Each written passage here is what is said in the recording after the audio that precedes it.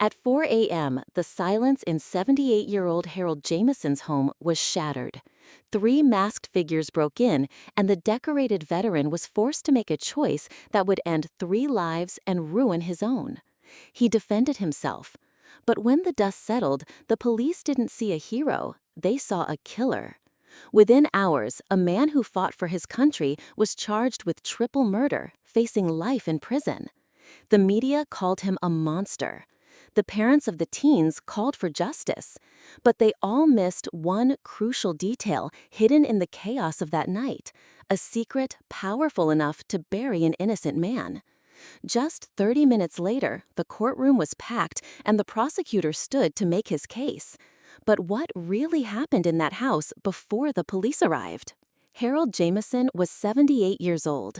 His back ached most mornings, and his hands, which once held a rifle with unshakable calm, now trembled when he lifted his coffee cup.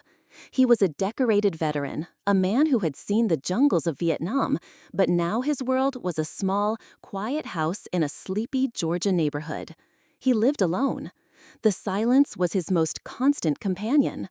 Some nights, he'd talk to a framed photo of his late wife, Martha, telling her about his day, about the azaleas blooming in the yard. It was a one-sided conversation, but it kept the loneliness from swallowing him whole. The medals and commendations sat in a dusty box in his closet, forgotten by everyone but him. The clock on his nightstand read 4 a.m. when the sound came. It wasn't a loud noise, just a soft crunch of leaves outside his bedroom window, a sound that didn't belong in the dead of night. Harold's eyes snapped open. He was instantly awake, the way a soldier learns to be.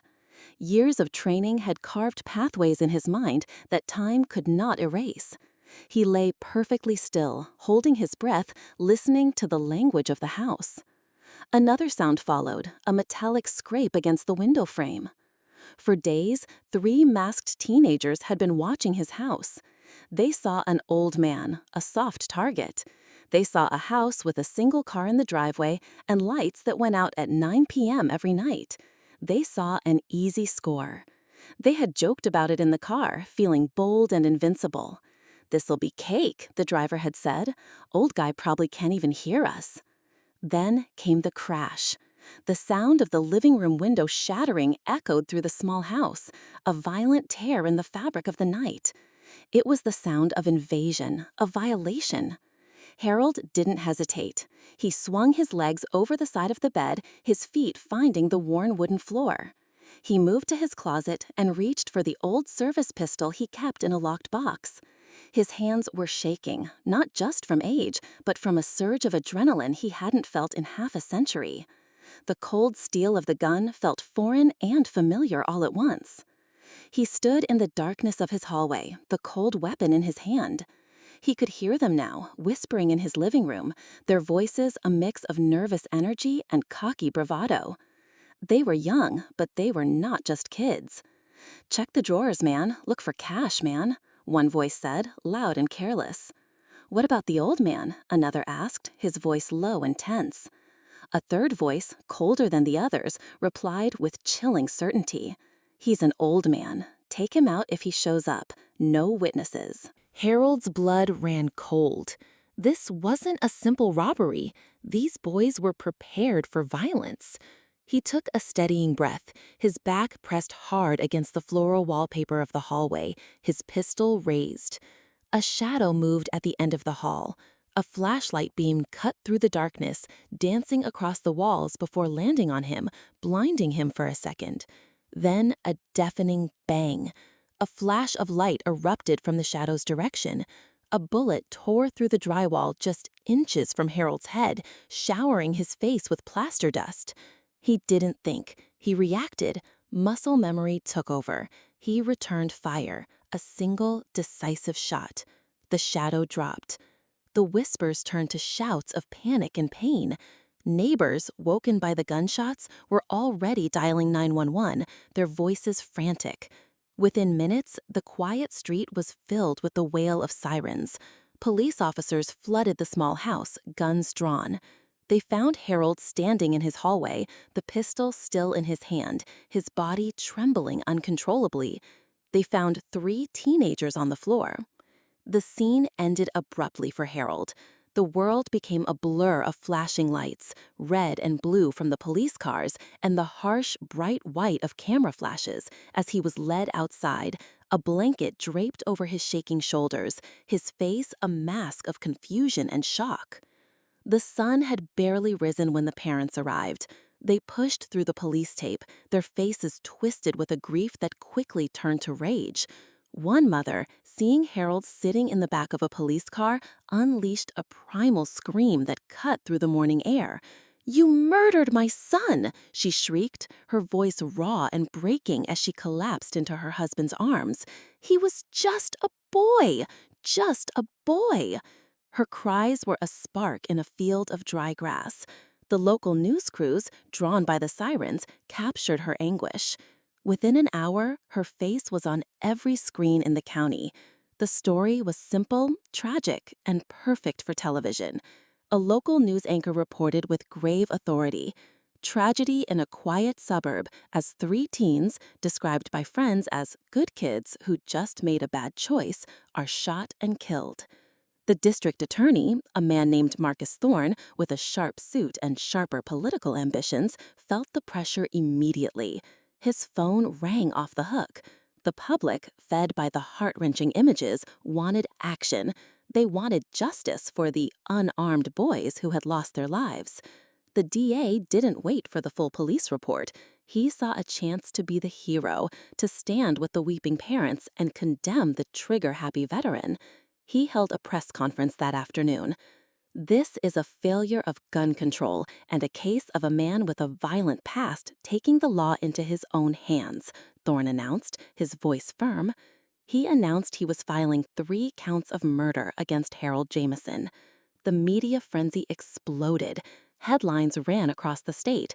"Veteran kills 3 teens in cold blood."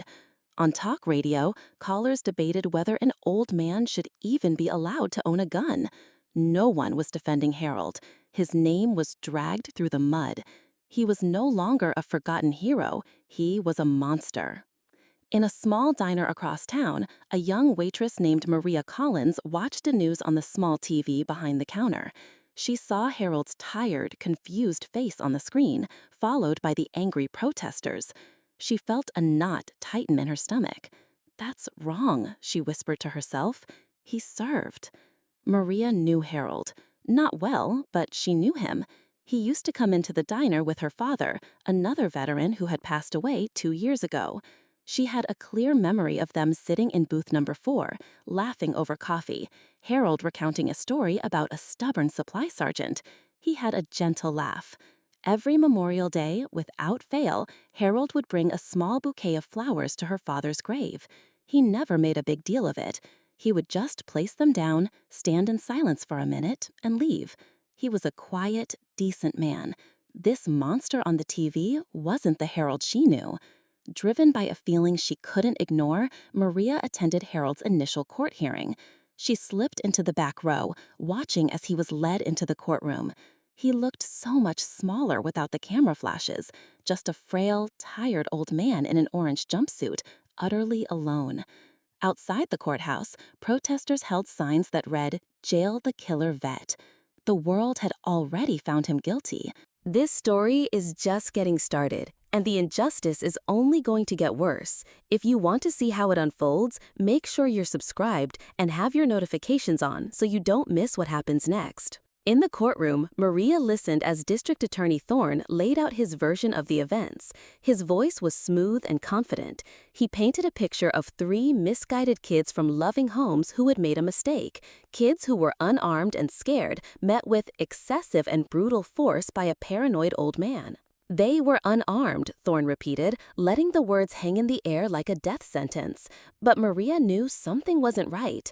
During a break, she managed to speak with a friend who worked as a clerk at the police station. She asked about the official report. Her friend, looking over her shoulder, quietly told her something that made her blood run cold. The initial police report mentioned 2 guns found near the teens and multiple bullet holes in Harold's hallway, holes that didn't come from his pistol. The DA was lying. Maria also learned that one of Harold's neighbors, an elderly man named Mr. Greer, had been on the 911 call log but had never been formally interviewed. He had told the dispatcher he heard shots before the police arrived. Why hadn't the DA's office spoken to him? Frustrated, Maria even tried to approach the police chief as he was leaving the courthouse. He was a regular at her diner, a man she'd served coffee to 100 times. "Chief Miller," she began, "that report, it's not what the DA is saying." The chief stopped, his face weary. "Maria," he said, his voice low, "my hands are tied. The DA is running this show now. It's out of my department's control. I'm sorry." He wouldn't meet her eyes. The system was closing ranks. With this new information, Maria approached Harold's court-appointed defense lawyer during a recess. He was a young, overwhelmed man who looked like he'd rather be anywhere else. "Sir," Maria said, her voice quiet but firm, "they're not telling the truth. The boys had guns. A neighbor heard them shoot first." The lawyer sighed, rubbing his temples. "Listen, I appreciate you trying to help, but it's his word against a national media campaign. We have no case. The best we can hope for is a plea deal." He looked at her with pity. "Listen, lady, I get paid whether we win or lose. A plea deal that keeps him out of prison for life is a win for me. Don't make my job harder." He was already giving up. Ignored and frustrated, Maria felt a firelight inside her. This wasn't just about Harold anymore. It was about the truth. Using her clerk friend as a source, she got her hands on a copy of the 911 call recordings. She sat in her car, listening to the audio on her phone. There it was, clear as day. The dispatcher was talking to Mr. Greer, who was whispering frantically. Then, two sharp cracks, not the deep boom of Harold's old pistol, but the higher-pitched pop of smaller caliber weapons. A pause, then a single, deeper shot. The teens had fired first. The DA wasn't just mistaken, he was actively suppressing key evidence. That was the moment Maria made her decision. She wasn't a lawyer, she wasn't a detective, she was just a waitress, but she had the truth. She would find a way to make someone listen. She called her friend at the clerk's office. Her friend's voice was full of fear. "Maria, stay out of this," she pleaded. "These are powerful people. You'll get fired. You'll ruin your life." Maria looked out her car window at the courthouse, where an old soldier was being buried alive. "He fought for us," she said, her voice steady. "I won't let them bury him." The moment Maria started asking questions, the world turned against her. A local news blogger, eager for a new angle, ran a story with the headline, "Local waitress and veteran sympathizer trying to disrupt justice." Her picture was splashed across the article. The harassment started almost immediately. Anonymous calls came to the diner. One afternoon, a regular customer, a woman she'd known for years, looked at her with disdain. "I saw you on the news," the woman said coldly. "You should be ashamed of yourself, siding with a killer over those poor children." She stood up and left without paying for her coffee. Her boss, a kind but pragmatic man, pulled her aside later. "Maria, I like you," he said, his voice laced with concern. "But you're chasing trouble. My customers are complaining. I can't have this in my diner. You need to let this go." Friends she had known for years stopped returning her calls. She was becoming as isolated as Harold. Meanwhile, Harold's request for bail was denied. The judge called him a flight risk and a danger to the community. He was sent to the county jail to await his trial, a 78-year-old man locked in a cell surrounded by men a fraction of his age. Maria refused to back down. She scheduled a visit to see him at the jail. They sat opposite each other, separated by a thick pane of glass, speaking through a crackling phone receiver. Harold looked smaller, paler, and more defeated than ever. "Why are you doing this, child?" he asked, his voice weak. "They're turning on you because of me." "I'm no one special, sir. I'm just a waitress," she said, her voice thick with emotion. "But my father was a veteran too, and you don't deserve this. What they're doing to you is wrong." A flicker of light returned to Harold's eyes. "They sent us to fight for something. Freedom, they called it," he said, his voice barely a whisper. "You come home and the world keeps spinning.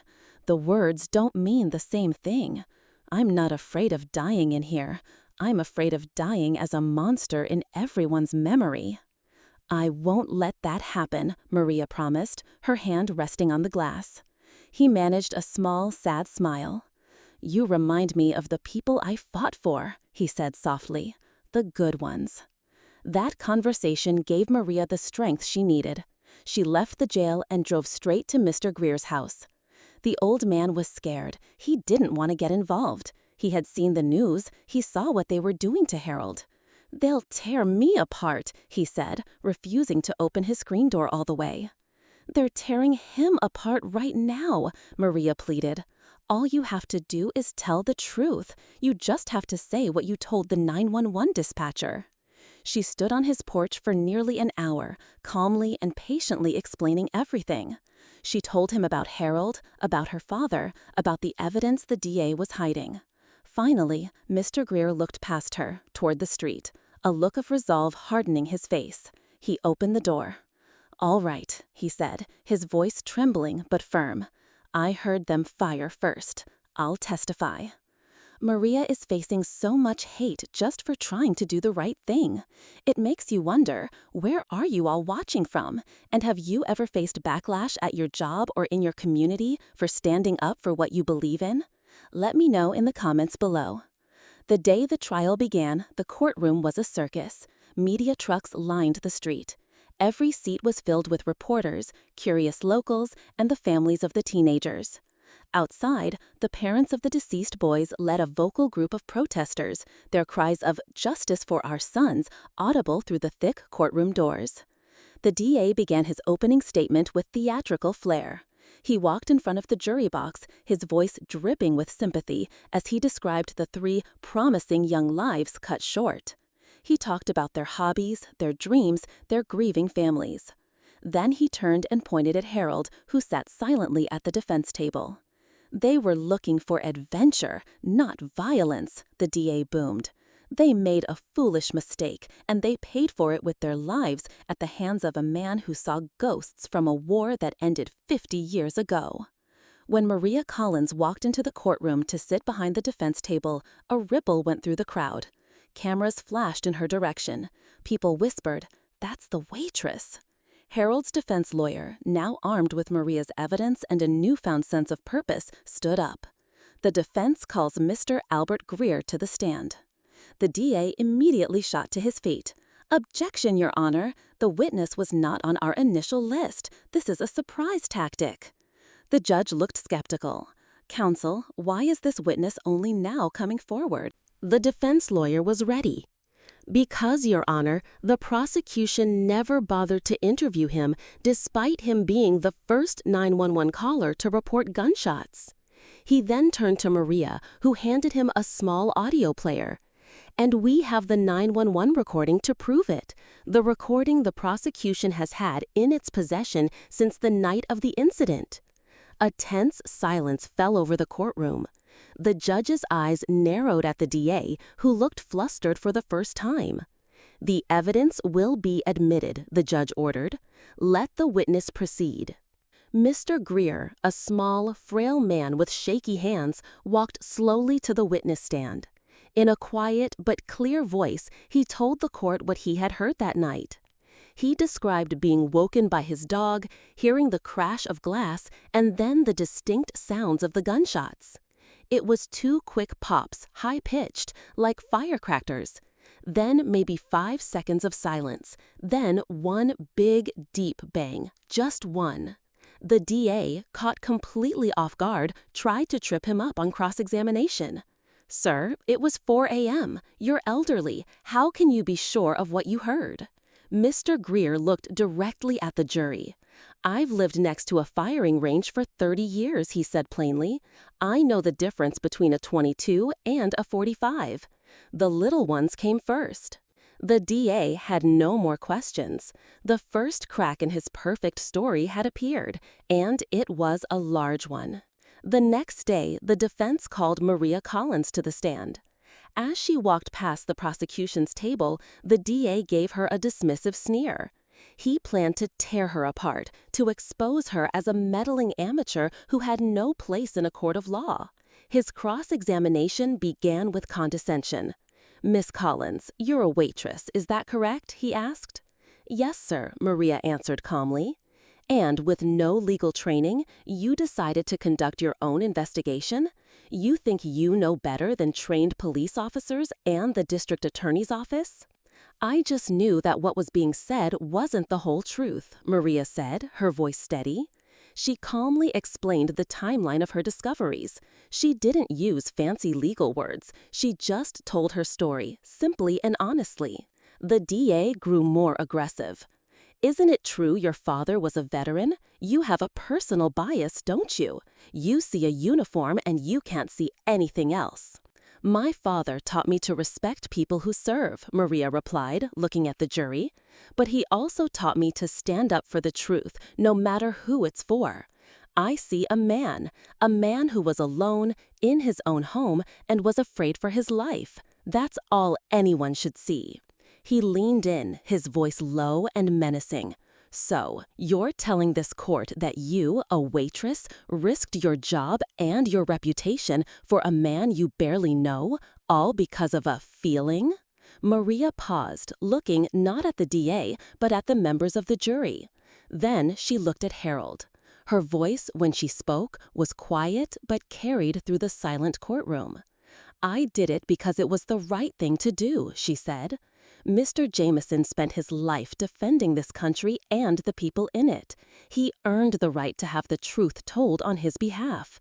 If standing up for a man who defended this country is wrong, then I'll take the blame. A murmur spread through the courtroom. The jury members were no longer looking at her with suspicion, but with respect. The DA's attack had backfired completely. Outside, the scene had changed.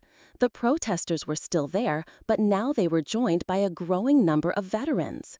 They stood silently, holding American flags and signs that read, "Support our vets" and "Self-defense is not a crime." Public opinion was beginning to shift, like a great ship slowly turning in the water. The DA's case was crumbling before his eyes. The final arguments were a study in contrasts. The district attorney, now visibly sweating, made a desperate, rambling plea to the jury, trying to patch the holes in his narrative. He fell back on emotion, but his words felt hollow, his conviction gone. Then Harold's lawyer stood up. He was no longer the hesitant, defeated man from the first hearing. He spoke with a fire and clarity that commanded the room's attention. He laid out the facts one by one. The teens' weapons, the first shots fired by them, the suppressed 911 call, and the testimony of Mr. Greer. He concluded by pointing to Maria. The prosecution called her just a waitress. But sometimes it takes an ordinary citizen to fight for extraordinary justice. The jury filed out. The courtroom was thick with a tense, anxious silence. During the long wait, a woman with tired eyes and Harold's same jawline rushed into the courtroom. It was Harold's daughter, Sarah, who lived hours away and had just been able to get there. She looked lost and scared. "Dad," she whispered, rushing to him, "I'm so sorry." She turned to Maria. "I got so busy with my own life, my kids, my job, I just assumed he was okay." Maria went to her, placing a hand on her arm. "He knows you love him," she said softly. "Right now, he just needs to see you here. That's all that matters." Maria sat with them, a quiet, comforting presence, holding Sarah's hand as they waited. After what felt like an eternity, the jury returned. The foreman handed a slip of paper to the bailiff. The judge read it, his face impassive. "On the charge of murder, in the case of the first teen, how do you find?" The foreman stood. "Not guilty." "On the second charge of murder?" "Not guilty." "On the third charge of murder?" "Not guilty," the foreman said, his voice ringing with finality. "We find the defendant's actions were a case of justified self-defense." The courtroom erupted. Harold's daughter burst into tears of relief, hugging her father. The parents of the teens began screaming, shouting that there was no justice. The media was in a stunned frenzy, reporters scrambling to make sense of the complete reversal. The DA, his face pale and his career in ruins, packed his briefcase and walked out of the courtroom without a word. Outside, the scene was even more dramatic. As Harold walked out of the courthouse a free man, the crowd of veterans parted to form a pathway for him.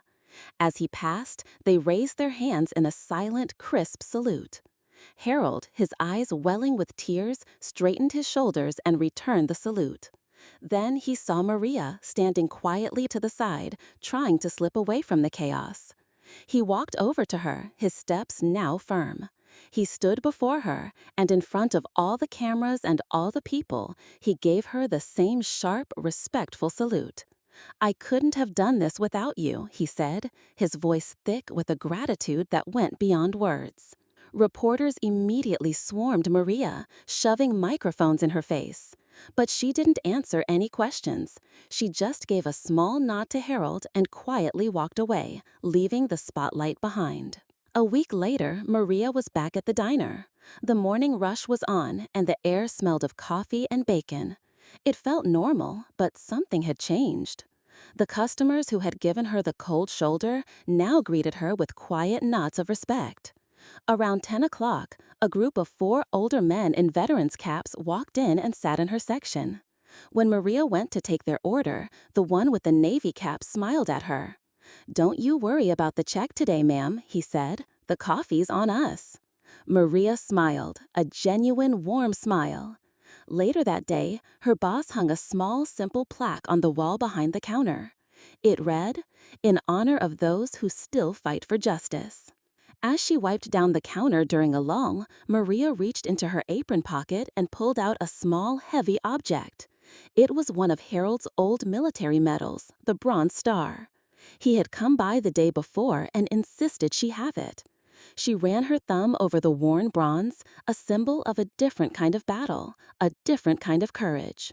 Sometimes one voice is all it takes, and sometimes that voice can change everything. If you love stories about underdogs who refuse to back down, you're in the right place.